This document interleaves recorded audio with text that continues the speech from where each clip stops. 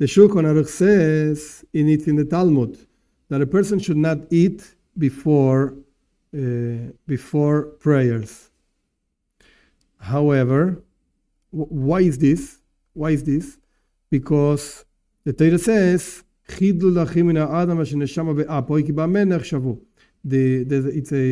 it's in Ishaya, I don't remember. Get away from a person that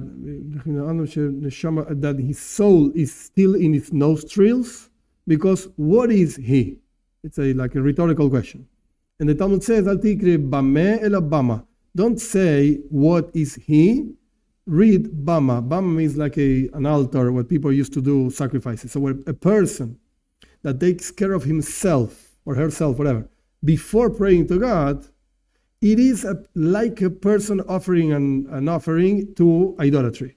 Like you first take care of yourself and then God? No, first God and then yourself.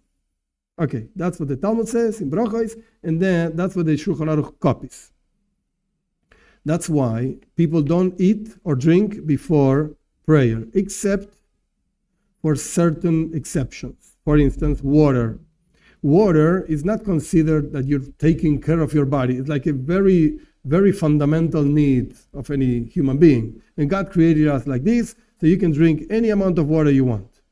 Then the authorities start arguing, what about coffee? Can you put sugar on the coffee or not? Can you put milk on the coffee or not? The tea, sugar with the tea. Okay, that's a different argument. Some people say you could drink tea without the sugar. You could drink the coffee, but without the milk and the sugar. Okay, many different opinions on this. What about eating? Most of opinions agree, don't eat. Except for a person that is sick, can eat, drink, no problem. Because it's a sickness, whatever.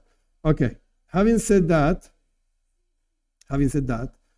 in many situations we do say that today we're weaker than before.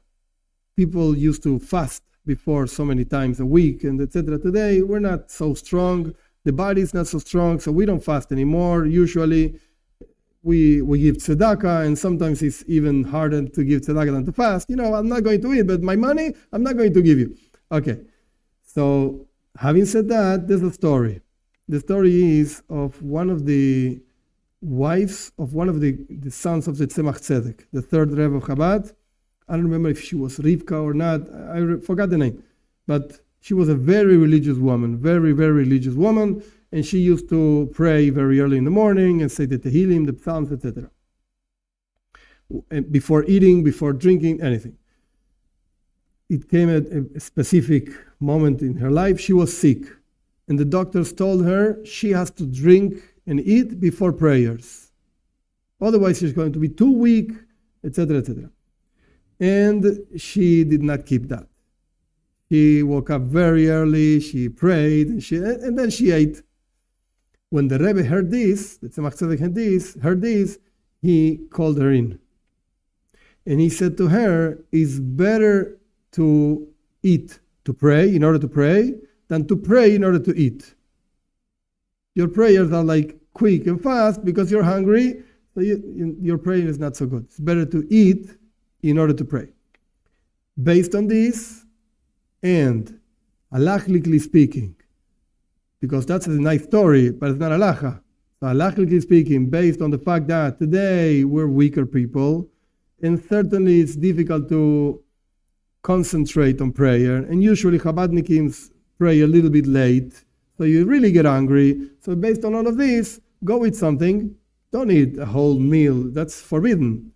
But eat something, a piece of cake, mezainis, whatever, drink a coffee, and then go to prayer, and you can focus better and understand better. The main idea of prayer is the heart. It's avodah shebalev.